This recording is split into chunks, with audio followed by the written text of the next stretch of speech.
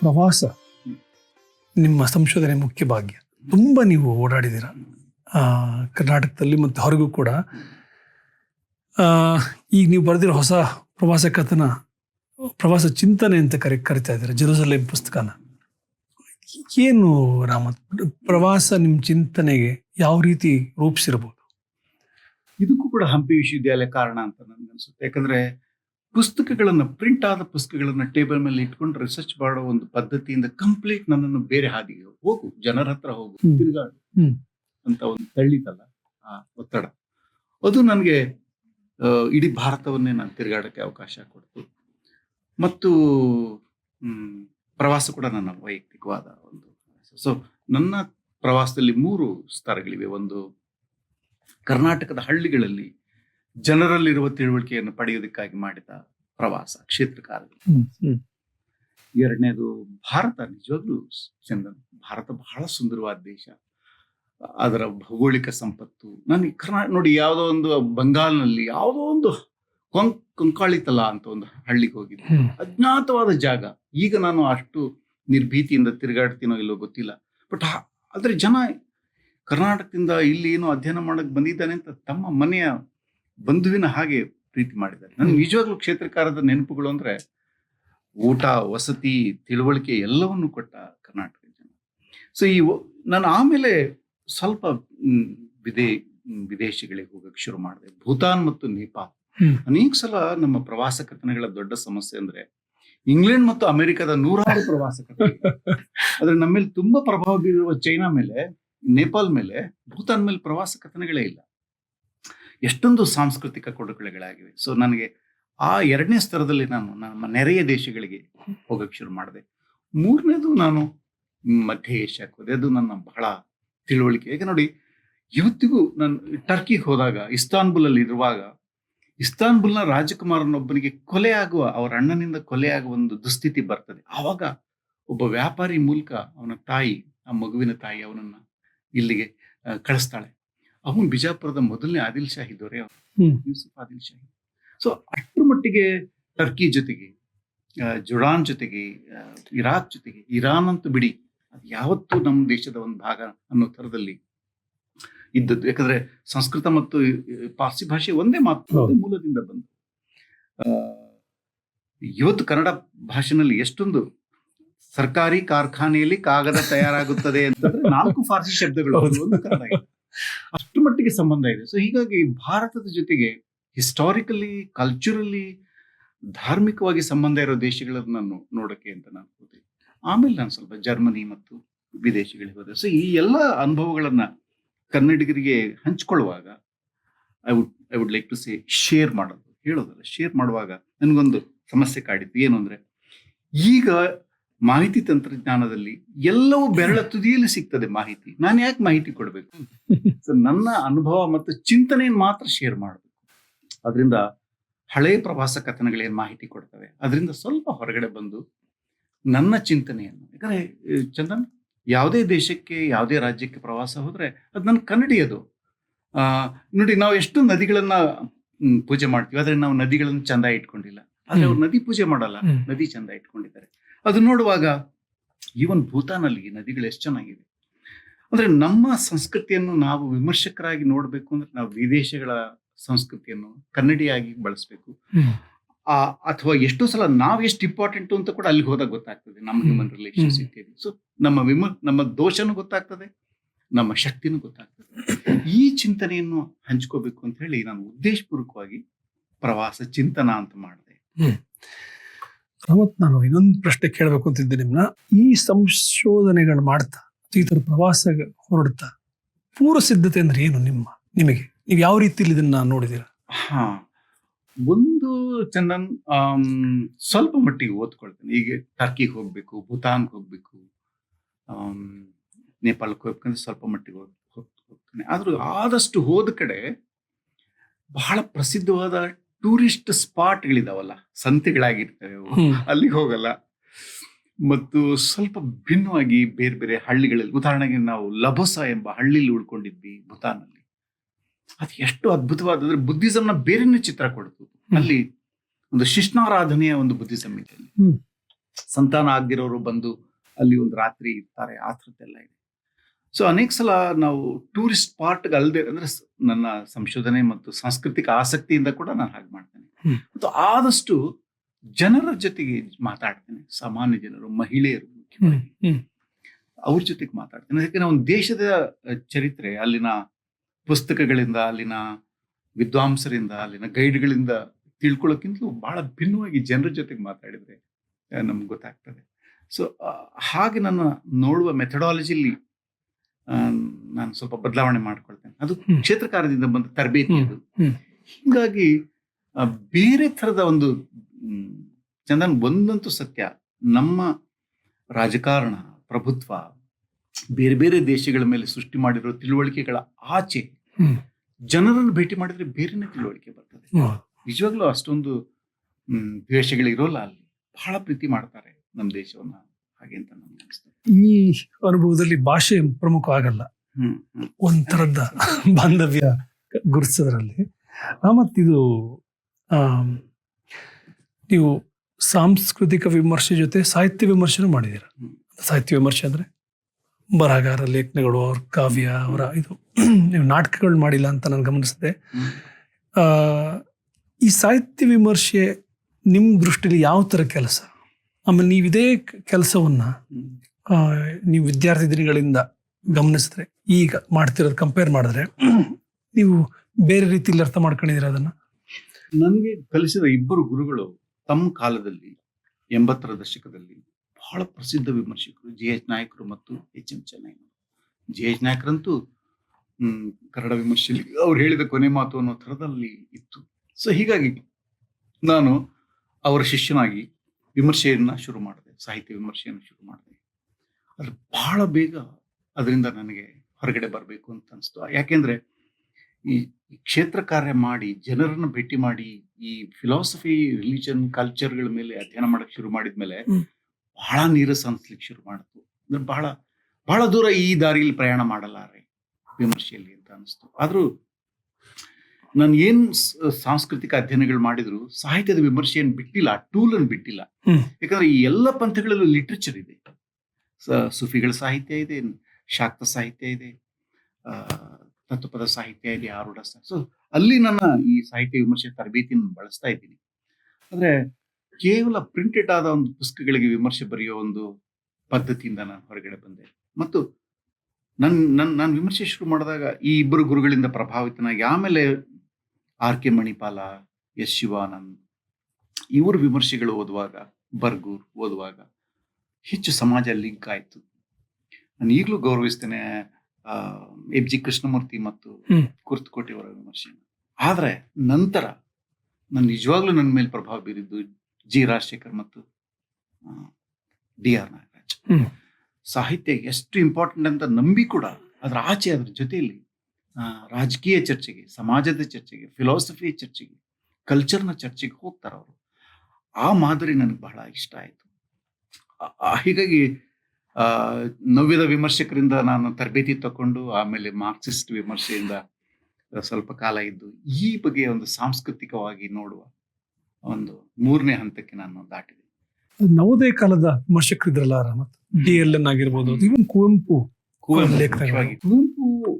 ಅಂದ್ರೆ ನಮ್ಗೆ ತೀನಂ ಶ್ರೀಕಂಠಯ್ಯ ಇವರೆಲ್ಲ ಇದ್ರಲ್ಲ, ಅವರು ಒಂದು ಮೂಲಭೂತವಾಗಿ ವಿಮರ್ಶೆ ಅಂದ್ರೆ ನಾವು ಟೀಕೆ ಮಾಡೋದು ಅಂತ ಒಂದೇನು ಜನಪ್ರಿಯವಾದ ಕಲ್ಪನೆ ಇದೆ.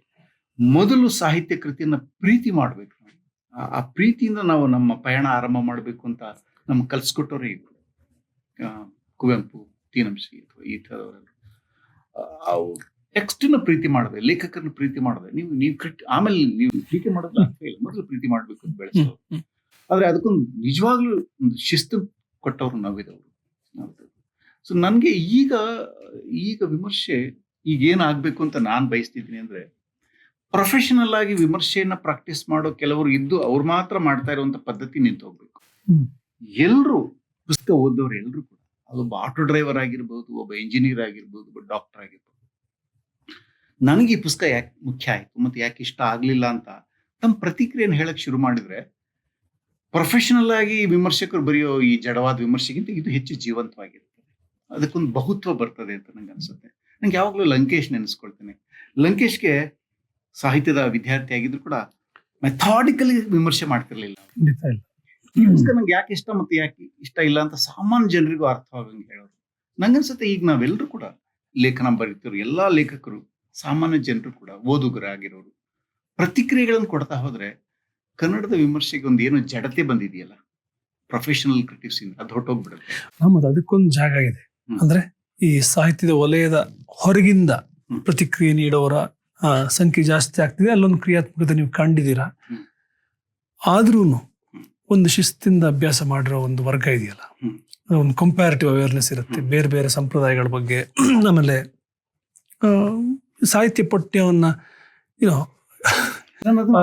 ಅಲೆಗಡ್ತಿದ್ದೀರಾ ಅಂತಲ್ಲ, ಬಟ್ ಆ ವಿಷಯದಲ್ಲಿ ನೀವು ಜಡತ್ವ ಬಂದಿದೆ ಅಂತ ಹೇಳ್ತೀರಲ್ಲ, ಹಂಗಿಂತ ನಿಮ್ಗೆ ಎಲ್ಲಿಂದ ಹೊಸತನ ಬರ್ಬೋದು ಅನ್ಸುತ್ತೆ ನಿಮ್ಗೆ? ಯಾವ ತರದ್ದ ಚರ್ಚಾಲೋಕದಿಂದ?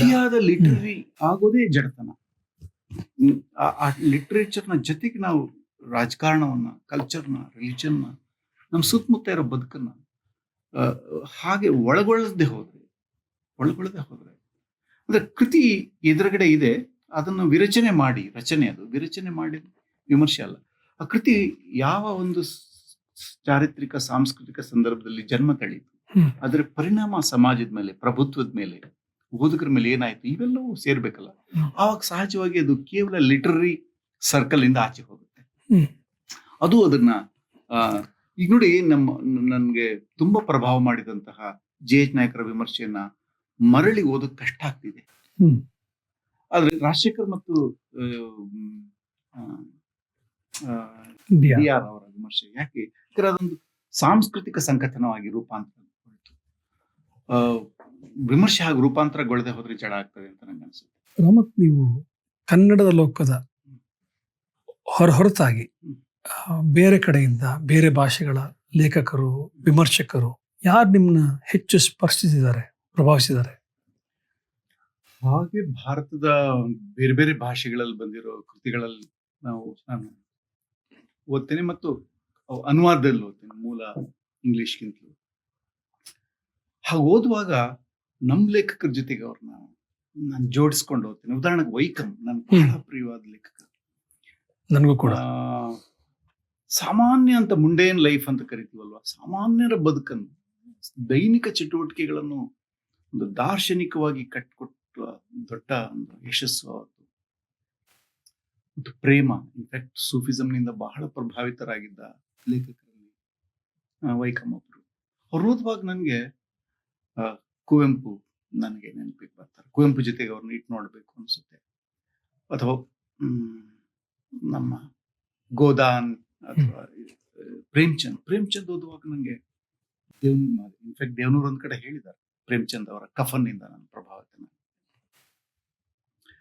ಸೊ ಭಾರತೀಯ ಲೇಖಕರನ್ನು ಓದುವಾಗ, ಮುಖ್ಯವಾಗಿ ಫಿಕ್ಷನ್ ರೈಟರ್ಸ್ ಅನ್ನು ನಮ್ಮ ಲೇಖಕರ ಜೊತೆಗೆ ಇಟ್ಟು ಕನ್ನಡದ ಸೆನ್ಸಿಬಿಲಿಟಿ ಎಷ್ಟು ಅದಕ್ಕಿಂತ ಡಿಫ್ರೆಂಟ್ ಆಗಿದೆ ಅಂತ ಓದ್ತೇನೆ. ಇದಲ್ಲದೆ ನನಗೆ ಬೇರೆ ತರದ ಪುಸ್ತಕಗಳು ಓದಕ್ಕೆ ಇಷ್ಟಪಡ್ತೇನೆ. ಉದಾಹರಣೆಗೆ ಜೀವನ ಲೀಲೆ ಅಂತ ಕಾಕಾ ಕಾಲೇಲ್ಕರ್ ಬರೆದಿದ್ದು. ಗಾಂಧೀಜಿಯವರ ಸೆಕ್ರೆಟರಿ ಆಗಿದ್ರು. ಗಾಂಧೀಜಿ ಜೊತೆ ಇಡೀ ಭಾರತ ಸುತ್ತುವಾಗ ನದಿಗಳ ಮೇಲೆನೆ ಒಂದು ಪುಸ್ತಕ ಬರೆದ್ರು. ಜೀವನ ಅಂದ್ರೆ ಮರಾಠಿಲಿ ನೀರು. ಮೂಲತಃ ಕರ್ನಾಟಕದ ಬೆಳಗಾವಿ ಜಿಲ್ಲೆ ಒಂದು ಹಳ್ಳಿಯಲ್ಲಿ ಹುಟ್ಟಿದವರು. ನೋಡಿ, ನಂಗೆ ಕನ್ನಡದಲ್ಲಿ ಈ ತರದ ರಿಸರ್ಚ್ ಜಾಸ್ತಿ ಆಗ್ಬೇಕು ಅನ್ಸುತ್ತೆ. ಒಂದು ಮೀನಿನ ಬಗ್ಗೆ ಪುಸ್ತಕ ಬಂದಿದೆ, ಮೀನಿನ ಆಹಾರದ ಬಗ್ಗೆ, ಕುದುರೆ ಬಗ್ಗೆ, ಒಂದು ನದಿ ಬಗ್ಗೆ. ನಂಗೆ ಕಾಕಾ ಕಾಲೇಲ್ಕರ್ ಓದ್ಬಿಟ್ಟು ಕರ್ನಾಟಕದ ನದಿಗಳ, ಹೊಳೆಗಳ ಮೂಲಕ ಕರ್ನಾಟಕ ಅಂತ ಒಂದು ಲೇಖನ ಬರೆದೆ ನಾನು. ನೋಡಿ, ಈಚೆಗೆ ಕೇರಳದಿಂದ ಒಬ್ಬ ಜೋಣಿ ಅಂತ ಒಬ್ಬ ಲೇಖಕ, ಕಾವೇರಿ ಹುಟ್ಟೋದು ಕೇರಳದಲ್ಲಿ, ಅಂದ್ರೆ ಕಪಿಲೆ ಹುಟ್ಟೋದು ಕಪಿಲ.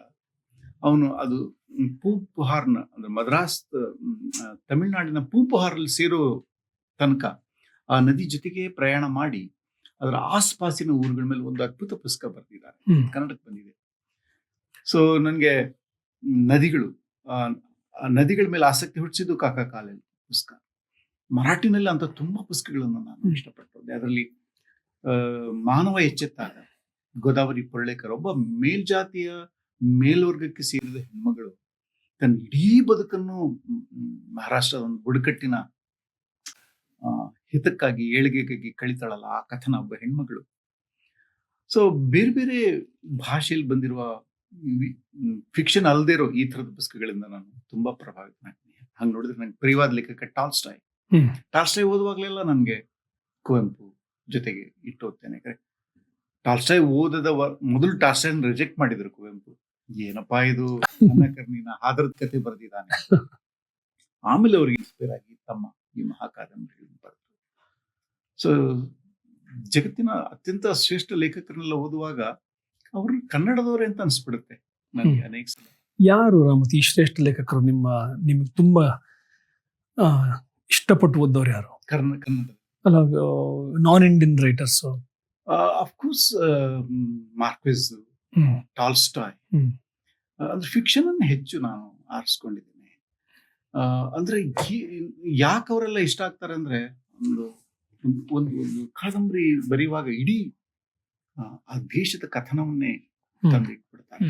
ಇವತ್ತಿಗೂ ನಾನು ಬಾಲ್ಯದಲ್ಲಿ ಓದಿದ್ದು ಟಾಲ್ಸ್ಟಾಯ್ ಕಥೆಗಳು, ಒಬ್ಬನಿಗೆ ಎಷ್ಟು ನೆಲ ಬೇಕು ಅಂತ. ನನ್ಗನ್ಸುತ್ತೆ ಈ ಕತೆ ಈಗ ಬಹಳ ಇಂಪಾರ್ಟೆಂಟ್ ಆಗಿದೆ. ಯಾಕಂದ್ರೆ ಒಂದು ನೆಲದಾಹ ಅನ್ನೋದು, ಈ ಕ್ರೋನಿ ಕ್ಯಾಪಿಟಲಿಸಂ, ಒಬ್ಬನಿಗೆ ಎಷ್ಟು ಹಣ ಬೇಕು ಅಂತ ಕ್ರೋನಿ ಕ್ಯಾಪಿಟಲಿಸಂಗೆ ನಾವು ಕೇಳ್ಬೇಕಾಗಿದೆ. ಆ ಕಥೆಯ ಟೈಟ್ಲ್ ಅನ್ನು ನಾವು ಬೇರೆ ಬೇರೆ ಅರ್ಥದಲ್ಲಿ, ಒಬ್ರಿಗೆ ಎಷ್ಟು ಬೇಕು ಸಂಪತ್ತು, ದಿಢೀರನೆ ಸಂಪತ್ತನ್ನು ಪಡೆಯೋದು ಅನೈತಿಕ ಅಲ್ಲ. ಮತ್ತು ಅವನು ಹೀರೋ ಅನ್ನೋ ಥರದ ಒಂದು ಎಕಾನಮಿ, ಒಂದು ಆಲೋಚನೆ ಭಾರತದಲ್ಲಿ ಬೆಳೀತಿರುವಾಗ ಆ ಥರದ ಕಥೆಗಳನ್ನು ಮತ್ತೆ ರಿವಿಸಿಟ್ ಮಾಡಬೇಕು ಅಂತ ನನ್ಗೆ ಅನ್ಸುತ್ತೆ. ಸೊ ಯಾವ ಲೇಖಕ ತನ್ನ ದೇಶದ, ತನ್ನ ಸಮಾಜದ ಬಗ್ಗೆ ಕ್ರಿಟಿಕಲ್ ಆಗಿ ಮತ್ತು ಆ ಇಡೀ ಸಾಂಸ್ಕೃತಿಕ ಲೋಕವನ್ನು ಕಟ್ಟಿಕೊಡ್ತಾನೆ, ಅವರೆಲ್ಲರೂ ನನಗೆ ಪ್ರಿಯ ಆಗಿದ್ದಾರೆ. ನೀವು ಗೂಗಿ ದಕ್ಕಿನ್ಯ ಲೇಖಕ ಅವರ ಡಿಕಾಲನೈಸಿಂಗ್ ದ ಮೈಂಡ್ ನ ವಸಾಹತು ಪ್ರಜ್ಞೆ ಮತ್ತು ವಿಮೋಚನೆ ಅಂತ ಕನ್ನಡಕ್ಕೆ ಅನುವಾದ ಮಾಡಿದ್ದೀರ. ನಿಮ್ ತಿಯಂಗೋವಿನ ಪುಸ್ತಕ ಯಾಕೆ ಅಷ್ಟು ಇಷ್ಟ ಆಯ್ತು? ಅಂದ್ರೆ ಅನುವಾದ ಮಾಡೋಷ್ಟು ಇಷ್ಟ ಆಗಿದೆ ಯಾಕೆ? ಬಹುಶಃ 2000ನೇ ಇಸ್ವಿ ಆಸ್ಪಾಸಲ್ಲಿ ಕರ್ನಾಟಕದಲ್ಲಿ ಒಂದು ಕನ್ನಡ ರಾಷ್ಟ್ರೀಯತೆಯ ಚರ್ಚೆ ಇಂಪಾರ್ಟೆಂಟ್ ಆಯಿತು. ನಮ್ಮಲ್ಲಿ ಒಕ್ಕೂಟ ಸರ್ಕಾರ, ಕೇಂದ್ರ ಅಲ್ಲ, ಸಂವಿಧಾನದ ಪ್ರಕಾರ ಒಕ್ಕೂಟ ಸರ್ಕಾರ ಯಾವತ್ತೂ ನಮ್ಮ ಪ್ರದೇಶಗಳನ್ನ ಕರ್ನಾಟಕ, ತಮಿಳುನಾಡು, ಈ ಥರದ ಪ್ರದೇಶಗಳನ್ನ, ಅದರ ರಾಜ್ಯ ಸರ್ಕಾರಗಳನ್ನ ಬಹಳ ಒಂದು ಬಗೆಯಲ್ಲಿ ದಮನದ ರೀತಿಯಲ್ಲಿ ನಡೆಸ್ಕೊಳ್ತದೆ. ಮತ್ತು ಇವುಗಳ ಭಾಷೆಯನ್ನ, ಸಂಸ್ಕೃತಿಯನ್ನ ಏಳಿಗೆ ಆಗೋದಕ್ಕೆ ಅಷ್ಟು ಅವಕಾಶ ಕೊಡೋದಿಲ್ಲ. ಇವಾಗ ಹಿಂದಿ ಹೇರಿಕೆ ಪ್ರಶ್ನೆ ಕೂಡ ನಮ್ಮ ಎದುರುಗಡೆ ಬಂದಿದೆ. ಸೊ ಯಾವತ್ತು ಭಾರತ ಒಂದು ಬೇಸಿಕಲಿ ಒಕ್ಕೂಟಗಳಿಂದ ಕೂಡಿದ ಬೇರೆ ಬೇರೆ ಪ್ರಾಂತ್ಯಗಳ ಒಂದು ಒಕ್ಕೂಟ. ಸೊ ಹೀಗಾಗಿ ಆ ಒಕ್ಕೂಟದ ಸ್ವಂತಿಕೆ ಏನಿದೆ, ಫೆಡರಲ್ ಸಿಸ್ಟಮ್ ನಲ್ಲಿ ಆ ಸ್ವಂತಿಕೆ ಏನಿದೆ, ಪ್ರಾಂತ್ಯಗಳ ಸ್ವಂತಿಕೆ ಏನಿದೆ, ಅದ್ರಲ್ಲಿ ಬಹಳ ಇಂಪಾರ್ಟೆಂಟ್ ಭಾಷೆ, ಅದರ ಜಿಯೋಗ್ರಫಿ, ಅದರ ಕಲ್ಚರ್, ಅದರ ಎಕಾನಮಿ. ಇದು ಎಲ್ಲ ಸರ್ಕಾರಗಳು ಹರಣ ಮಾಡಿವೆ. ಆ ಕಾರಣಕ್ಕೆ ಕೂಡ ಕನ್ನಡ ಭಾಷೆಯ ಮೂಲಕ ಕನ್ನಡಿಗರ ಒಂದು ಅಸ್ಮಿತೆಯನ್ನ ಕಟ್ಕೊಳ್ಳೋ ಒಂದು ಚರ್ಚೆಗಳು ಆವಾಗ ನಡೀತಾ ಇತ್ತು. ಆವಾಗ ಅನುವಾದಿಸ್ಬೇಕು ಅನಿಸ್ತು. ಎರಡು ಮುಖ್ಯ ಕಾರಣ, ಇಂಗ್ಲಿಷ್ನಲ್ಲಿ ನನ್ನಂತ ಹಳ್ಳಿಯಿಂದ ಬಂದವರು, ನಾವೆಲ್ಲ ಇಂಗ್ಲಿಷ್ನಲ್ಲಿ ಫೇಲ್ ಆದವರು. ಇಂಗ್ಲಿಷ್ ಹುಟ್ಟಿಸಿದ ಭಯೋತ್ಪಾದನೆ ಇದೆ ಅದನ್ನು ಚಂದನ್ ಅದನ್ನು ಓದುವಾಗ ನನ್ನ ಆತ್ಮಕತೆನೇ ಓದ್ತಾ ಇದ್ದೀನಿ ಅಂತ ನನಗೆ ಅನಿಸ್ತಾ ಇತ್ತು. ವಸಾಹತು ಪ್ರಜ್ಞೆ ಅನ್ನೋದು ಒಂದು ನಿಜ, ಅದೊಂದು ಕೆಲಸ ಮಾಡ್ತಾನೆ ಇದೆ. ನಮ್ಮ ಲೇಖಕರನ್ನು ನೋಡಿದ್ರೆ, ನಮ್ಮ ಸಮಾಜ ಶಾಸ್ತ್ರಗಳನ್ನು ನೋಡಿದ್ರೆ, ಈಗ ನೀವು ನಮ್ಮ ಗಮನವನ್ನು ಹರಿಸಿರುವ ಕೆಲವು ಲೋಕ ನಿಮ್ಮ ಸೋಷಿಯಲ್ ಸೈನ್ಸ್ ಕಾಣೋದೇ ಇಲ್ಲ. ಅದು ಡೈರೆಕ್ಟ್ ವಸಾಹತು ಪ್ರಜ್ಞೆಯಿಂದಲೇ ಆಗಿರೋ ಪ್ರಾಬ್ಲಮ್. ಇದು ಬೇರೆ ಬೇರೆ ಕ್ಷೇತ್ರಗಳಲ್ಲಿ ಬೇರೆ ಬೇರೆ ರೀತಿಯಲ್ಲಿ ಕೆಲಸ ಮಾಡಿದೆ. ಸೊ ಇದರಿಂದ ಬಿಡುಗಡೆ ಹೊಂದುವ ಮಾರ್ಗಗಳನ್ನ ನೀವು ಯಾವ ರೀತಿಲಿ ಕಂಡ್ಕೊಂಡ್ರಿ ನಿಮ್ಮ ಕೆಲಸದಲ್ಲಿ? ನನ್ಗನ್ಸುತ್ತೆ ಅವು ಒಂಥರ ಮೂಲಿಕೆಗಳಿದ್ದ ಹಾಗೆ. ನಮ್ಮ ಕಾಯಿಲೆ ಯಾವುದು ಅಂತ ಗೊತ್ತು ಮಾಡಿಕೊಂಡು ಆ ಮೂಲಿಕೆಯಿಂದ ಔಷಧ ನಾವೇ ತಯಾರು ಮಾಡಬೇಕು. ನಮ್ಮ ಕಾಯಿಲೆಗೆ ನೇರವಾಗಿ ಅವು ಔಷಧಿಗಳಲ್ಲ. ಅಂದ್ರೆ ಈ ಮೂಲಕ ಏನ್ ಹೇಳ್ತಿದೀವಿ ಅಂದ್ರೆ, ಆ ಪರಂಪರೆಯಲ್ಲಿ ಮಿತಿಗಳು ಇವೆ, ಶಕ್ತಿನೂ ಇದೆ. ಆ ಶಕ್ತಿ ಅಂಶಗಳನ್ನು ನಾವು ಆಧುನಿಕ ಚಳುವಳಿಗಳಿಗೆ, ಆಧುನಿಕ ಸಂವೇದನೆಗೆ, ನಮ್ಮ ಆಧುನಿಕ ಬದುಕಿಗೆ ಹೇಗೆ ಆರ್ಟಿಕ್ಯುಲೇಟ್ ಮಾಡ್ತೀವಿ, ಅನುಸಂಧಾನ ಮಾಡ್ತೀವಿ ಮತ್ತು ಮರು ಹುಟ್ಟಿಸ್ಕೊಳ್ತೀವಿ ಅನ್ನೋದು ಬಹಳ ಮುಖ್ಯ. ಇದ್ದಕ್ಕಿದ್ದಂತೆ ಪರಂಪರೆಯಲ್ಲಿರೋ ಆ ಸಂಗತಿಗಳು, ವಿಚಾರಗಳು ನಮ್ಮ ಈಗಿನ ಆಧುನಿಕ ಕಾಲದ ಸಮಸ್ಯೆಗಳಿಗೆ ಪರಿಹಾರ ಅಲ್ಲ. ಆದ್ರೆ ಅಲ್ಲಿಂದ ಒಂದು ಇನ್ಸ್ಪಿರೇಷನ್ ಸಿಗ್ಬಹುದು ಅಥವಾ ಅವುಗಳನ್ನು ನಾವು ಮರು ಹುಟ್ಟಿಸ್ಕೋಬೇಕು. ನಂಗನ್ಸುತ್ತೆ ಈ ಎಲ್ಲ ಪಂಥಗಳ ಮೇಲೆ, ಫಿಲಾಸಫಿಗಳ ಮೇಲೆ ಅಧ್ಯಯನ ಮಾಡುವಾಗ ಆಧುನಿಕ ಕಾಲವು, ಆಧುನಿಕ ಚಳವಳಿಗಳು, ಆಧುನಿಕ ಚಿಂತನೆಗಳು, ಅವುಗಳ ಜೊತೆಗೆ ಒಂದು ಅನುಸಂಧಾನ ಮಾಡಿ ಮರುಹುಟ್ಟಿಸಿಕೊಳ್ಳುವ ದಿಸಿನಲ್ಲೇ ಕೆಲಸ ಮಾಡ್ತಾರೆ. ರಾಮತ್, ನೀವು ಕಳೆದ 30 ವರ್ಷದಲ್ಲಿ ಏನು ಲಲಿತ ಪ್ರಬಂಧಗಳು ಅಂತ ಕರೀತಾರೋ ಅದನ್ನ ಯಥೇಚ್ಛವಾಗಿ ಬರೆದಿದ್ದೀರ. ಮಾಸಪತ್ರಿಕೆಗಳಲ್ಲಿ, ದಿನಪತ್ರಿಕೆಗಳಲ್ಲಿ, ಬೇರೆ ಬೇರೆ ವಿಷಯಗಳ ಬಗ್ಗೆ. ರೇಂಜ್ ಅಂತೂ ಅದ್ಭುತವಾದ ರೇಂಜ್ ಇದೆ ರಾಮತ್. ನನಗೆ ಅನಿಸಿದ್ದು ಸಿನಿಮಾ ನಟರ ಬಗ್ಗೆ ಬರ್ತಿದ್ದೀರ, ಹಬ್ಬಗಳ ಬಗ್ಗೆ, ಆಹಾರ ಪದ್ಧತಿಗಳ ಬಗ್ಗೆ. ಸೊ ಈ ಥರ ಒಂದು ಸಾಮಾನ್ಯ ಓದುಗರಿಗೆ ಅಂತ ಬರೆಯುವಾಗ ನಿಮ್ಮ ಮನಸ್ಸಲ್ಲಿ ಯಾವತ್ತೊಂದು ಬೇರೆ ಥರ ಹೊಣೆಗಾರಿಕೆ ಒಂದು ವರ್ಕ್ ಆಗುತ್ತಾ? ಯಾವ ಥರದ ಒತ್ತಡಗಳು ಹತ್ರ ಇಳಿಬಹುದಲ್ಲಿ? ಮೊದಲನೇದಾಗಿ ವಿಮರ್ಶೆ ಮತ್ತು ಸಂಶೋಧನೆಗೆ ಬಹಳ ಸೀಮಿತವಾದ ಓದುಗರ ಲೋಕಕ್ಕೆ ತಲುಪ್ತದೆ. ಮುಖ್ಯವಾಗಿ ವಿಮರ್ಶೆ ಅದು ಸಾಹಿತ್ಯದ ವಿದ್ಯಾರ್ಥಿಗಳು ಮತ್ತು ಅಧ್ಯಾಪಕರಷ್ಟೇ ಗಮನಿಸ್ತಾರೆ, ಉಳಿದ ಓದುಗರಿಗೆ ಅದು ಹೆಚ್ಚು ಹೋಗುದಿಲ್ಲ. ಈ ಪಂಥಗಳ ಮೇಲೆ ಕೆಲಸ ಮಾಡಿದಾಗ ಸ್ವಲ್ಪ ಸಮುದಾಯಗಳು ರಿಸೀವ್ ಮಾಡಿದ್ವು ನಮ್ಮ ಪಂಥಕ್ಕೆ ಸಂಬಂಧಪಟ್ಟ. ಆದ್ರೆ ನನಗೆ ಇನ್ನೂ ವಿಸ್ತಾರವಾದ ಓದುಗ ಲೋಕಕ್ಕೆ ನನ್ನ ತಿಳುವಳಿಕೆಯನ್ನು, ನನ್ನ ಅನುಭವವನ್ನು ಶೇರ್ ಮಾಡಬೇಕು ಅನಿಸಿದಾಗ ನಾನು ಸ್ವಲ್ಪ ಪಾಪ್ಯುಲರ್ ಅಂತ ಕರಿಬಹುದಾದ ಪ್ರಕಾರ ಈ ಲಲಿತ ಪ್ರಬಂಧಗಳು, ಪ್ರವಾಸ ಮತ್ತು ಅಮೀರ್ ಬಾಯಿ ಕರ್ನಾಟಕೀಯ ಒಂದು ನಮ್ಮಲ್ಲಿ ಈ ಪಾಪ್ಯುಲರ್ ಕಲ್ಚರ್ ಅಂತ ಕರಿತೀವಲ್ವ. ನೋಡಿ, ನಮ್ಮ ಭಾರತ ದೇಶದಲ್ಲಿ ಸಿನಿಮಾ ಹಾಡುಗಳು ಮತ್ತು ಸಿನಿಮಾಗಳು ಜನರನ್ನು ರಂಜಿಸಿವೆ ಮಾತ್ರ ಅಲ್ಲ, ಅವರ ಆಲೋಚನಾ ಕ್ರಮವನ್ನು ಕೂಡ ಪ್ರಭಾವಿಸಿವೆ. ಎಷ್ಟೋ ಸಲ ನಾವು ಮಾತುಕತೆ ಆಗುವ ಆ ಸಿನಿಮಾದಲ್ಲಿ ಹೀಗ್ ಆಯ್ತಲ್ಲ, ಅಥವಾ ನಮ್ಮ ಅನೇಕ ಸಂಕಟಗಳು ನಮ್ಮ ಸಿನಿಮಾಗಳು ಹೇಳ್ತೀವಿ. ಸನಾದಿ ಅಪ್ಪಣ್ಣ ಸಿನಿಮಾದಲ್ಲಿ ಆಧುನಿಕತೆ ಅನ್ನೋದು ತನ್ನ ವೃತ್ತಿ ಮತ್ತು ಅಪ್ಪನ ಜೊತೆಗೆ ಡಿಸ್ಕನೆಕ್ಟ್ ಮಾಡಿಕೊಂಡು ಅಂತ ಆಕ್ಚುಲಿ ಬಲಿಪಶು ಸನಾದಿ ಅಪ್ಪಣ್ಣ ಅವನ ಮಗ. ಹೌದು, ಅವನಿಗೆ ಅಪ್ಪನನ್ನ, ಅವನ ವೃತ್ತಿಯನ್ನು ರಿಜೆಕ್ಟ್ ಮಾಡೋಕೆ ಹಿಂಸೆ ಕ್ರಿಯೇಟ್ ಮಾಡಿರೋದು ಆ ಸಮಾಜ. ಸೊ ನಮ್ಮ ಅನೇಕ ಬದುಕಿನ ಅನೇಕ ಸಂಕಟಗಳನ್ನು ಕೂಡ ಸಿನಿಮಾಗಳು. ಆದ್ರೆ ಸಿನಿಮಾಗಳ ಮೇಲೆ ನಮ್ಮ ಕನ್ನಡದ ಮೇನ್ ಸ್ಟ್ರೀಮ್ ರಿಸರ್ಚ್ ಗಮನ ಹರಿಸೋದೇ ಇಲ್ಲ. Company ನಾಟಕಗಳಾಯ್ತು, cinema ಹಾಡುಗಳಾಯ್ತು.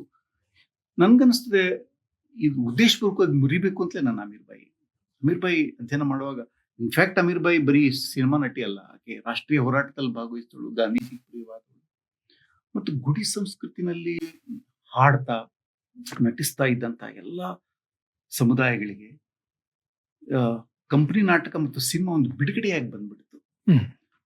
ಭಾರತ ದೇಶವು ಬ್ರಿಟಿಷರಿಂದ ಬಿಡುಗಡೆ ಆಗುವ ಹೊತ್ತಿನಲ್ಲೇ ಈ ಮಹಿಳೆಯರು ಫ್ಯೂಡಲಿಸಂ ಮತ್ತು ತಮ್ಮ ಊರುಗಳ ಸಾಂಪ್ರದಾಯಿಕ ಹಿಡಿತದಿಂದ ಹೊರಗಡೆ ಬಂದು ಒಂದು ಮಾಡರ್ನ್ ಇಂಡಸ್ಟ್ರಿ ರೂಪ ಪಡೆದಿದ್ದಂತಹ ನಾಟಕ ಕಂಪನಿಗಳಿಗೂ ಮತ್ತು ಸಿನಿಮಾಗಳಿಗೂ ಅದು ಮಹಿಳೆಯರ ಬಿಡುಗಡೆ ಕೂಡ ಆಗಿತ್ತು. ಅದರಿಂದ ಆ ಥರದ ಜನರ ಆಲೋಚನಾ ಕ್ರಮವನ್ನು, ಅಭಿರುಚಿಯನ್ನು ಬೆಳೆಸಿದ ಈ ಲೋಕಗಳ ಮೇಲೆ ಕೆಲಸ ಮಾಡಬೇಕು ಅಂತ ಅನಿಸ್ತು.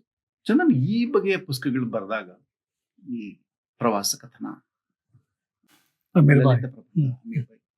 ಬೇರೆ ಓದುಗ ವರ್ಗವೇ ನನಗೆ ಕನೆಕ್ಟ್ ಆಯ್ತು. ಏನು ರಹಮತ್ ಅವರ ರಿಯಾಕ್ಷನ್, ಏನು ಅವ್ರ ರೆಸ್ಪಾನ್ಸ್ ಏನಿದಕ್ಕೆ? ನಾನು ನಿಜವಾಗ್ಲೂ ವಿಮರ್ಶೆ ಸಂಶೋಧನೆಗಳನ್ನ ಯಾರೋ ಅಕಾಡೆಮಿಕ್ ವಲಯದಲ್ಲಿರೋರು ಓದಿದಾಗ ಹೆಚ್ಚಾಗಿ ಕರ್ತವ್ಯದ ಭಾಗವಾಗಿ ಓದಿರ್ತಾರೆ ಅಥವಾ ಅವರ ಅಧ್ಯಯನದ ಭಾಗವಾಗಿ ಓದಿರ್ತಾರೆ. ಆದ್ರೆ ಬಹಳ ನಿಜವಾದ ಪ್ರೀತಿ ಪಟ್ಟು ಓದುಗರು ಯಾವನೊಬ್ಬ ಇಂಜಿನಿಯರ್, ಯಾರೋ ಒಬ್ಬ ಆಟೋ ಡ್ರೈವರ್, ಯಾರೋ ಮಹಿಳೆಯರು, ಮುಖ್ಯವಾಗಿ ಲಲಿತ ಪ್ರಬಂಧಗಳಿಗೆ ತುಂಬಾ ಮಹಿಳೆಯರು ರಿಯಾಕ್ಟ್ ಮಾಡಿದ್ರು. ಯಾಕಂದ್ರೆ ಹಿತ್ತಲ ಜಗತ್ತು, ಸಾರು, ಲೋಕಗಳ ಮೇಲೆ ನಾನು ಬಂದೆ. ನಂಗೆ ನಿಜವಾಗ್ಲೂ ಸಂತೋಷ ಆಗೋದು ಆ ಥರದ ಓದುಗರು, ಸಾಹಿತ್ಯವನ್ನ ಶಾಸ್ತ್ರಬದ್ಧವಾಗಿ ಕಲಿದೇ ಇದ್ದವರು ಅಥವಾ ಓದದೇ ಇದ್ದವರು ಸೋಷಿಯಲ್ ಮೀಡಿಯಾ ಇದರಲ್ಲಿ, ಫೇಸ್ಬುಕ್ ಅಲ್ಲಿ ಅಥವಾ ಆನ್ಲೈನ್ ಅಲ್ಲಿ, ಪತ್ರಿಕೆಗಳಿಗೆ ಬರೆಯೋದು ನನ್ನ ಅಭಿಪ್ರಾಯದಲ್ಲಿ ನಾವೇನು ಗಂಭೀರವಾಗಿ ರಿಸರ್ಚ್ ಅಂತ ಮಾಡ್ತೀವಿ ಅದು ಅಕಾಡೆಮಿಕ್ ವಲಯಕ್ಕೆ ಹೋಗ್ತದೆ. ಆದ್ರೆ ಅದರ ಒಂದು ಸಾರವನ್ನು ನಾವು ಜನರ ಜೊತೆ ಹಂಚ್ಕೋಬೇಕು ಅನ್ಸುತ್ತೆ. ಆ ದೃಷ್ಟಿಯಿಂದ ಪತ್ರಿಕೆಗಳಿಗೆ ಬರೆಯೋದು ಬಹಳ ಅಗತ್ಯ ಇದೆ. ಅದೊಂದು ಡೆಮೊಕ್ರೆಟಿಕ್, ನಮ್ಮ ಸ್ಕಾಲರ್ಶಿಪ್ ಅನ್ನು ಡೆಮೊಕ್ರಟೈಸ್ ಮಾಡೋ ವಿಧಾನ ಅಂತ ಅನ್ಸುತ್ತೆ. ಅದರ ಬೇರೆ ರೂಪವನ್ನು ನಾವು ಅದ್ರಲ್ಲಿ ತರಬಹುದು. ಮತ್ತು ಹಾಗೆ ಬರೆಯುವಾಗ ಪತ್ರಿಕೆಗಳಿಗೆ ನಮ್ಗೆ ಗೊತ್ತಿಲ್ಲದಂಗೆ ನಮ್ಮ ಭಾಷೆ ಸರಳ ಆಗ್ತದೆ, ಬೇರೆನೆ ಆಗುತ್ತೆ. ಸೊ ಮಾಸಸ್ಗೆ ಬರೆಯುವಾಗ ನಮಗೆ ಒಂದು ಮರುಹುಟ್ಟು ಸಿಗ್ತದೆ. ನೀವು ಆಗ್ಲೇ ಹಿಂದೂಸ್ತಾನಿ ಸಂಗೀತದಲ್ಲಿ ನಿಮ್ಗೆ ಅಪಾರವಾದ ಪ್ರೀತಿ. ಅಮೀರ್ ಬಾಯಿ ಕರ್ನಾಟಕಿ ಪುಸ್ತಕ ಬರೆದಿದ್ದು ಹಿಂದೆನೂ ಅದು ಕೆಲಸ ಮಾಡಿದೆ. ಆಗ್ಲೇ ಒಂದು ಮಾತು ಹೇಳಿದ್ರೆ ನೀವು, ಈ ನಮ್ಮ ಸಾಹಿತ್ಯ ವಿಮರ್ಶೆಯಲ್ಲಿ, ಸಂಸ್ಕೃತಿ ವಿಮರ್ಶೆಯಲ್ಲೇ ಸಂಗೀತವನ್ನು ಅಷ್ಟು ಗಂಭೀರವಾಗಿ ಪರಿಗಣಿಸಿಲ್ಲ, ಇನ್ಫ್ಯಾಕ್ಟ್ ಹೊರಗಿಟ್ಟಿದ್ದಾರೆ ಅದನ್ನ ಅಂತ. ಇದರಿಂದ ಯಾವ ಥರದ ನಷ್ಟ ಆಗಿರ್ಬೋದು? ಒಂದು ನಮ್ಮ ನವೋದಯದವರು ಸಂಗೀತ ಭಾವಗೀತೆಗಳನ್ನು ಬರೆದ್ರು. ಆದ್ರೆ ನಾವು ಒಂದು ಮರಿಬಾರ್ದು, ನಮ್ಮ ಟ್ರೆಡಿಷನಲ್ಲಿ ಚಂಪು ಕಾವ್ಯಗಳು ಬಿಟ್ರೆ ದಾಸರ ಪದ, ತತ್ವಪದ, ಜನಪದ ಸಾಹಿತ್ಯದ ನೂರಾರು ಪ್ರಕಾರಗಳು, ಸಾಹಿತ್ಯ ಸವಾಲ್ ಜವಾಬ್ ಪದ, ಮೊಹರಂ ಹಾಡು ಎಲ್ಲವೂ ಸಂಗೀತದಲ್ಲೇ ಇದೆ, ಸಂಗೀತ ರೂಪದಲ್ಲಿ. ಅದರ ದೊಡ್ಡ ವಾಂಗ್ಮಯ ಅಂತ ಏನ್ ಕರಿತೀವಿ, ಜನಪದ ವಾಂಗ್ಮಯ, ಅದು ಸಂಗೀತ ರೂಪದಲ್ಲಿ. ಥಿಯೇಟರ್ ಸಾಂಗ್ಸ್, ರಂಗಗೀತೆಗಳು, ಆಮೇಲೆ ಸಿನಿಮಾ ಹಾಡುಗಳು, ಅವು ಕೂಡ ಸಂಗೀತದಲ್ಲಿ. ಸೊ ಸಂಗೀತದಲ್ಲಿಯೇ ನಮ್ಮ ಹೆಚ್ಚಿನ ಸಾಹಿತ್ಯ ಪ್ರಕಟ ಆಗಿದೆ. ಆದ್ರೆ ಆಧುನಿಕ ಸಾಹಿತ್ಯಕ್ಕೆ ಬರ್ತಿದ್ದಾಗೆ ಸಂಗೀತ ಹೇಗೋ ಡಿಸ್ಕನೆಕ್ಟ್ ಆಯ್ತು. ಬಹಳ ದೊಡ್ಡ ಡಿಸ್ಕನೆಕ್ಷನ್ ಮಾಡಿದ್ದು ನವ್ಯದವರು. ಅವ್ರು ಹಾಡೋದನ್ನೇ ಅಪರಾಧ ಅಂತ ಭಾವಿಸ್ಬಿಡಿದ್ರು, ಪದ್ಯನ ಹಾಡೋದನ್ನೇ ಅಪರಾಧ ಅಂತ ಭಾವಿಸಿದ್ರು. ಲಿರಿಕಿಗೆ ಅಪೋಸ್ ಆಗಿದ್ರು. ಲಿರಿಕಿಗೆ ಅಪೋಸ್ ಹೆಂಗೋ ಕಂಬಾರರು ಅವ್ರ ಜೊತೆಲಿದ್ದು ಹಾಡೋದನ್ನ ಬಿಡದೆ. ಆದ್ರೆ ಚನ್ನಣ್ಣ ವಾಲಿಕಾರ ಥರದ ಜನಪದ ಪರಂಪರೆಯಿಂದ ಬಂದವ್ರಿಗೆ ಒಂದು ಸ್ಪೇಸಸ್ ಸಿಗ್ಲಿಲ್ಲ, ಅವ್ರಿಗೆ ಬಹಳ ಬಿಕ್ಕಟ್ಟಾಯ್ತು. ನನ್ಗನ್ಸುತ್ತೆ ನಮ್ ಟೆಕ್ಸ್ಟ್ಗಳಲ್ಲಿ ಒಂದು ಗುಣ ಇದೆ, ಏನಂದ್ರೆ ಬಹುಶಿಸ್ತೀಯತೆ ಮತ್ತು ಬಹುಮಾಧ್ಯಮೀಯತೆ. ಬಹುಶಿಸ್ತೀಯತೆ ಅಂದ್ರೆ ಒಂದು ಟೆಕ್ಸ್ಟ್ ಕ್ರಿಯೇಟ್ ಆಯ್ತು ಅಂದ್ರೆ ಅದ್ರೊಳಗಡೆ ಬರೀ ಪೊಯಿಟ್ರಿ ಇರಲ್ಲ. ಅರಸುಗಳಿಗೆ ದುವೀರ, ವಿಜರಿಗೆ ಪರಮವೇದದ ಸಾರ, ಮಂತ್ರಿ ಜನಕ್ಕೆ ಬುದ್ಧಿಗುಣ ಮತ್ತು ವಿರಹಿಗಳ ಶೃಂಗಾರ, ಇಷ್ಟು ಇದೆ ಅಂತ ಹೇಳ್ತಿದ್ದಾನೆ ಅವನು. ಅದೊಂದು ಪೊಲಿಟಿಕಲ್ ಟೆಕ್ಸ್ಟ್. ಸೊ ಬಹಳಷ್ಟು ಜ್ಞಾನಗಳನ್ನು ಒಂದು ಕಾವ್ಯ ಗರ್ಭೀಕರಿಸಿಕೊಂಡಿರುವ ಟೆಕ್ಸ್ಟ್ಗಳನ್ನೇ ನಮ್ಮ ಕವಿಗಳು ತರ್ತಾ ಇದ್ರು. ಎರಡನೇದು, ನಮ್ ಯಾವುದೇ ರಿಚುವಲ್ ನೋಡಿ, ಈಗ ಜಾತ್ರೆ ಅಂತ ನೋಡಿ ಚಂದನ್, ಜಾತ್ರೆ ಬರೀ ರಿಲಿಜಿಯಸ್ ಅಲ್ಲ, ಅಲ್ಲಿ ವ್ಯಾಪಾರ ನಡೀತಾ ಇರ್ತದೆ, ಅಲ್ಲಿ ನಾಟಕದ ಕಂಪನಿಗಳಿರ್ತದೆ, ಅಲ್ಲಿ ಬಂಧುಗಳು ಬಂದು ಪರಸ್ಪರ ಕೂಡ್ತಾರೆ, ಎಲ್ಲರನ್ನೂ ಒಳಗೊಂಡಿರ್ತಾರೆ ಅಲ್ವಾ.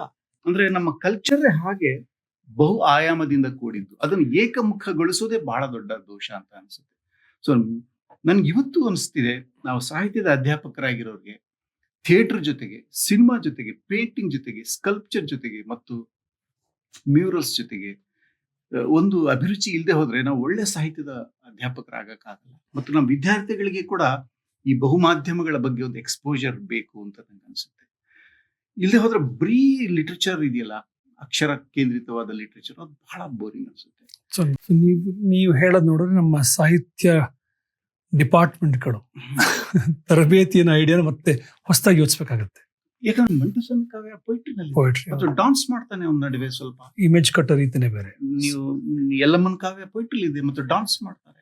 ಆದ್ರೆ ನಾವು ಅದನ್ನ ಪ್ರಿಂಟೆಡ್ ಫಾರ್ಮ್ ಅಲ್ಲಿ ಬರೀ ಮಕ್ಕಳಿಗೆ, ನನ್ಗನ್ಸುತ್ತೆ ಆ ಪ್ರಿಂಟೆಡ್ ಫಾರ್ಮ್ ಅಲ್ಲಿ ತರಗತಿಲಿ ಪಾಠ ಮಾಡೋ ಬದಲು ಒಬ್ಬ ಆರ್ಟಿಸ್ಟನ್ನೇ ಕರೆಸಿ ಹಾಡಪ್ಪ ಈ ಪದ್ಯ ಅಂತ ಹೇಳೋದು ತರಗತಿಗಳಿಗೆ.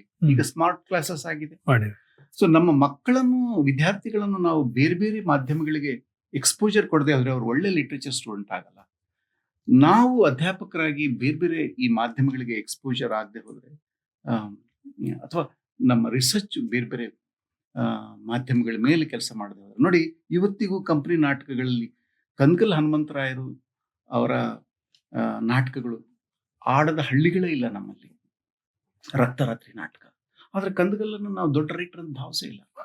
A kind of contempt is there in Kannada literature. ಯಾರು ಈ ಪರ್ಫಾರ್ಮೆನ್ಸ್ ಆರ್ಟ್ಸ್ಗೆ, ಕಂಪನಿ ನಾಟಕಗಳಿಗೆ, ಇದರಿಂದ ಬಹಳ ಕಳ್ಕೊಂಡಿದೀವಿ ಅಂತ ನಂಗೆ ಅನ್ಸುತ್ತೆ. ಯಾಕಂದ್ರೆ ನಮ್ಮ ಕಲ್ಚರ್ನಲ್ಲೇನೆ ಇನ್ಹೆರಿಟೆಂಟ್ ಆಗಿ ಮ್ಯೂಸಿಕ್ ಇದೆ, ಡಾನ್ಸ್ ಇದೆ, ಮತ್ತು ಬಣ್ಣಗಾರಿಕೆ ಇದೆ. ಇದು ನಮಗೆ ಅಮೀರ್ ಬಾಯಿ ಅಧ್ಯಯನ ಮಾಡುವಾಗ ಇಡೀ ಆ ಲೋಕಗಳನ್ನು ನಮಗೆ ಭೇಟಿ ಮಾಡ್ಲಿಕ್ಕೆ ಸಾಧ್ಯ ಇದೆ.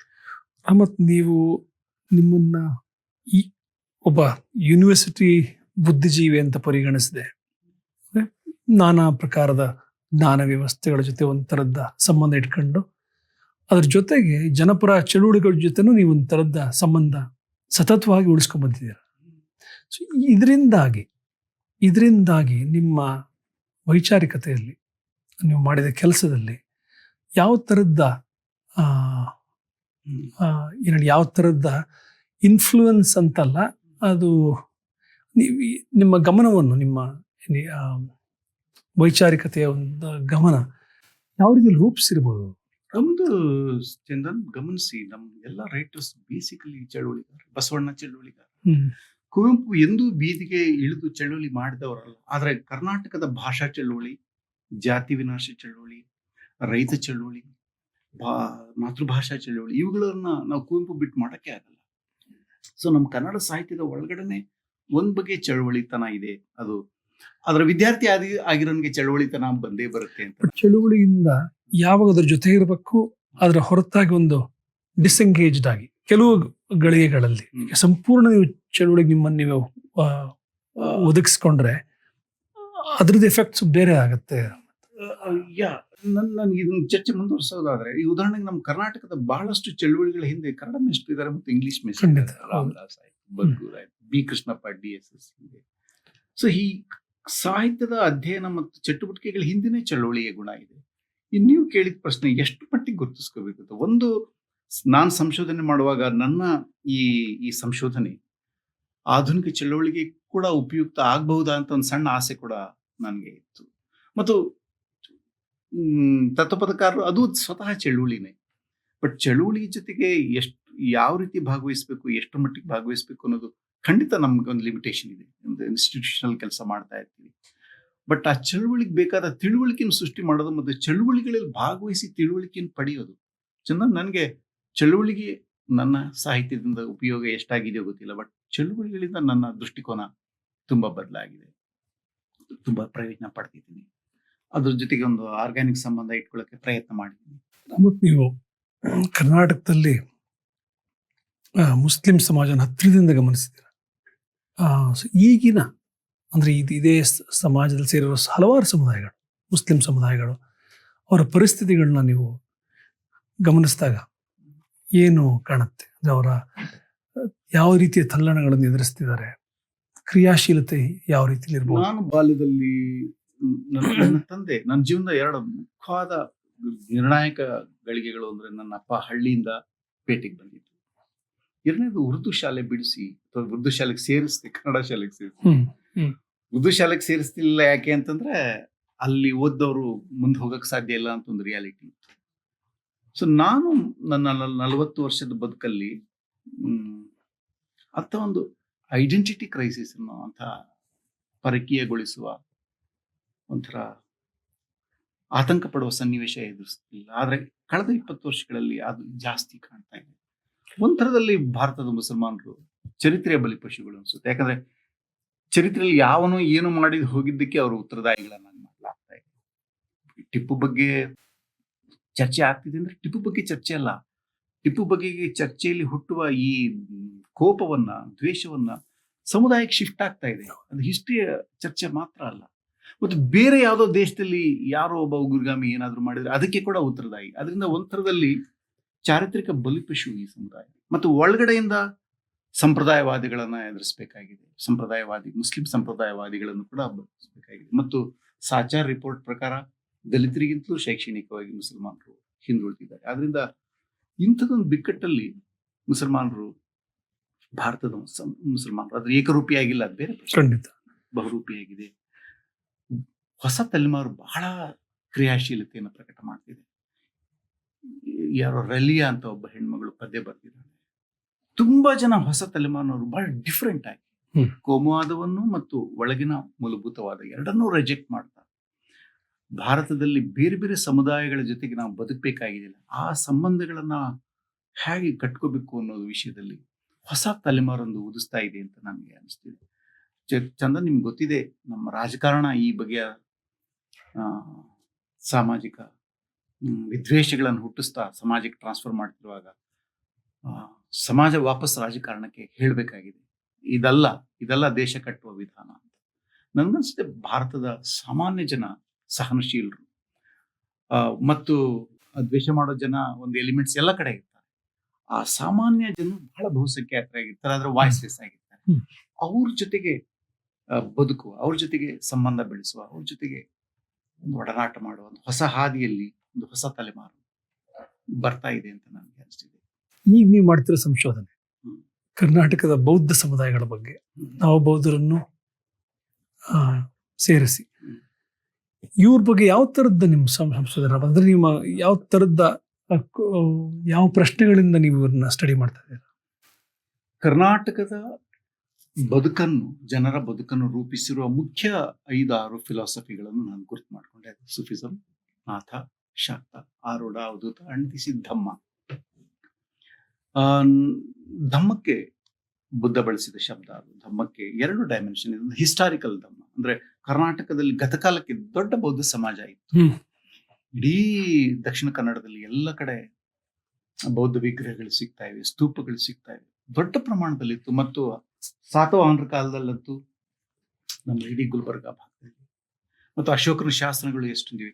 ಒಂದ್ ಕಾಲಕ್ಕೆ ಕರ್ನಾಟಕದಲ್ಲಿ ಬಹಳ ದೊಡ್ಡ ಮಟ್ಟದ ಬೌದ್ಧ ಸಮಾಜ ಇತ್ತು ಅಂತ ಅನಿಸ್ತದೆ. ಬೌದ್ಧ ಸಾಹಿತಿಗಳು ಅವರೇ ಮೊದಲಿಗರು ಬರೆದ್ರು. ಇದ್ರ ಬಗ್ಗೆ ಐತಿಹಾಸಿಕ ದಾಖಲೆ ಕಷ್ಟನ ಸಿಗೋದು, ಸಾಹಿತ್ಯದ ದಾಖಲೆಗಳು ಸಿಗ್ತಾ ಕಷ್ಟ. ಬಟ್ ಕೆಲವು ಹೈಪೋಥಿಸಿಸ್ ಗಳನ್ನು ಕ್ರಿಯೇಟ್ ಮಾಡಿದ್ದಾರೆ.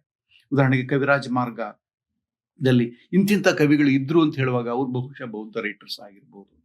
ಬಟ್ ಹಿಸ್ಟಾರಿಕಲಿ ಬುದ್ಧಿಸಂ ಕರ್ನಾಟಕದಲ್ಲಿ ಇತ್ತು ಅನ್ನೋದಕ್ಕೆ ಇಷ್ಟೊಂದು ವಿಹಾರಗಳು, ಇಷ್ಟೊಂದು ಸ್ತೂಪಗಳು, ಇಷ್ಟೊಂದು ಚೈತ್ಯಾಲಯಗಳು, ಇಷ್ಟೊಂದು ವಿಗ್ರಹಗಳಿವೆ. ನನಗೆ ಆ ಹಿನ್ನೆಲೆಯಲ್ಲಿ ಇಟ್ಕೊಂಡು ನಿಜವಾಗ್ಲೂ ನಾನು ಕೆಲಸ ಮಾಡ್ತಿರೋದು ಈಗ ಬೇರೆ ಬೇರೆ ಸಮುದಾಯಗಳು, ಮಾತ್ರ ದಲಿತರು ಮಾತ್ರ ಅಲ್ಲ. ಯಾಕಂದ್ರೆ ಧಮ್ಮ ದೀಕ್ಷೆ ತೆಗೆದುಕೊಳ್ಳದೆ ಅನೇಕ ಜನ ಬುದ್ಧನನ್ನು ಫಾಲೋ ಮಾಡ್ತಿದ್ದಾರೆ. ಅವರು ಯಾರು ಬಂತೆಗಳನ್ನ ಸಂಪರ್ಕಿಸಿಲ್ಲ, ವಿಹಾರಗಳಿಗೂ ಹೋಗಲ್ಲ, ಬಟ್ ಮಾನಸಿಕವಾಗಿ ಆಲೋಚನಾ ಕ್ರಮದಲ್ಲಿ ಬುದ್ಧಿಸ್ಟ್ ಆಗಿದ್ದಾರೆ. ಅಂಥದ್ದೊಂದು ದೊಡ್ಡ ವರ್ಗ ಇದೆ. ಅದನ್ನು ನಾನು ಈ ಧಮ್ಮ ಪಂಥದಲ್ಲಿ ನಾನು, ಆಮೇಲೆ ರಾಜರತ್ನಂನಿಂದ ಹಿಡಿದು ತುಂಬಾ ಜನ ಬುದ್ಧಿಸಂ ಮೇಲೆ ಕೆಲಸ ಮಾಡಿ. ನಮ್ಮ ಗೋವಿಂದ ಪೈ ಅವರು, ನಾನು ಆಕ್ಚುಲಿ ಜೆರುಸಲೇಮ್ಗೆ ಹೋದಾಗ ಬಹಳ ಸಂತೋಷ ಪಟ್ಟೆ. ಯಾಕಂದ್ರೆ ಜೀಸಸ್ ಯೇಸುವನ್ನ ಶಿಲುಬೆಗೆ ಏರಿಸಿದ ಬೆಟ್ಟದ ಹೆಸರು ಗೊಲ್ಗೊಥಾ ಅಂತ. ಗೊಲ್ಗೊಥಾ ಪಾಠ ಮಾಡಿದ್ದೆ, ಆದ್ರೆ ಗೊಲ್ಗೊಥಾ ಬೆಟ್ಟ. ಸೊ ನಮ್ಮ ಹಳೆ ಲೇಖಕರು ಬಹಳ ಸೆಕ್ಯುಲರ್ ಆಗಿದ್ರು, ಬೇರೆ ಬೇರೆ ಧರ್ಮಗಳ ಬಗ್ಗೆ. ಸೊ ಅವರು ಸೃಷ್ಟಿ ಮಾಡಿರೋ ಸಾಹಿತ್ಯ ಏನಿದೆ, ಬುದ್ಧಿ ಸಾಹಿತ್ಯ, ಅದರಲ್ಲಿ ಯಾವ ಒಂದು ಸೆನ್ಸಿಬಿಲಿಟಿ ಇದೆ. 3ನೇದು ದಲಿತರು ಯಾಕೆ ನವಯಾನಕ್ಕೆ ಹೋಗ್ತಿದ್ದಾರೆ. ಬಾಬಾ ಸಾಹೇಬ್ರ ಧಮ್ಮಕ್ಕೂ, ಅದು ಟಿಬಿಟಿಯನ್ ಬುದ್ಧಿಸಂ ಅಲ್ಲ, ಕರ್ನಾಟಕದಲ್ಲಿ ಟಿಬಿಟಿಯನ್ ಬುದ್ಧಿಸಂ ಇದೆ. ಈ ಧಮ್ಮ ನವಯಾನಕ್ಕೆ ಒಂದು ವಿಮೋಚನಾ ಥಿಯಾಲಜಿಯಾಗಿ, ವಿಮೋಚನಾ ಸಿದ್ಧಾಂತವಾಗಿ ಬಂದಿದೆ. ನಿಜವಾಗ್ಲೂ ಈ ಸ್ವೀಕಾರ ಮಾಡಿದ್ಮೇಲೆ ಆ ಕುಟುಂಬಗಳಲ್ಲಿ ಯಾವ ಬಗೆಯಲ್ಲಿ ಒಂದು ತಲ್ಲಣಗಳು ಉಂಟಾಗಿದೆ, ಸಂಭ್ರಮ ಉಂಟಾಗಿದೆ. ಈ ಎರಡನ್ನೂ ನಾನು ಅಧ್ಯಯನ ಮಾಡ್ತೀನಿ. ನನ್ನ ಹಳ್ಳಿಗಳಿಗೆ ಹೋಗಿ ಆ ಮನೆಗಳಲ್ಲೇ ಇದ್ದು ಮಹಿಳೆಯರ ಜೊತೆಗೆ, ಮಕ್ಕಳ ಜೊತೆಗೆ, ಬಂತೆಗಳ ಜೊತೆಗೆ, ಗಂಡಸರ ಜೊತೆಗೆ ಮಾತಾಡಿ ಯಾವ ಬಗೆಯಲ್ಲಿ ಒಂದು ಹೊಸ ಧರ್ಮ ಕರ್ನಾಟಕಕ್ಕೆ ಒಂದು ವಿಮೋಚನಾ ಶಕ್ತಿಯಾಗಿ ಬರ್ತಾ ಇದೆ. ಒಂದು ರಾಜಕೀಯ ಶಕ್ತಿ ಕೂಡ ಹೌದು, ಅದು ಬರೀ ಧಮ್ಮ ಮಾತ್ರ ಅಲ್ಲ, ಒಂದು ಸಾಮಾಜಿಕ ಚಳವಳಿ ಕೂಡ ಹೌದು. ಈ ಅರ್ಥದಲ್ಲಿ ನಾನು ಆ ಅಧ್ಯಯನವನ್ನು ಮಾಡ್ತಾ ಇದ್ದೆ. ಸಂಶೋಧನೆ ಯಶಸ್ಸಾಗಲಿ ರಾಮತ್. ಇಷ್ಟೊತ್ತು ನಮ್ಮ ಜೊತೆ ಮಾತಾಡಿದಕ್ಕೆ ಥ್ಯಾಂಕ್ ಯು. ವೀಕ್ಷಕರೇ, ರಾಮತ್ ಅವರ ಆಲೋಚನೆಗಳು ನನ್ನಷ್ಟೇ ನಿಮಗೂ ಮೆಚ್ಚುಗೆಯಾಗಿವೆ, ಪ್ರಿಯವಾಗಿವೆ ಅಂತ ಭಾವಿಸಿದ್ದೀನಿ. ಧನ್ಯವಾದ.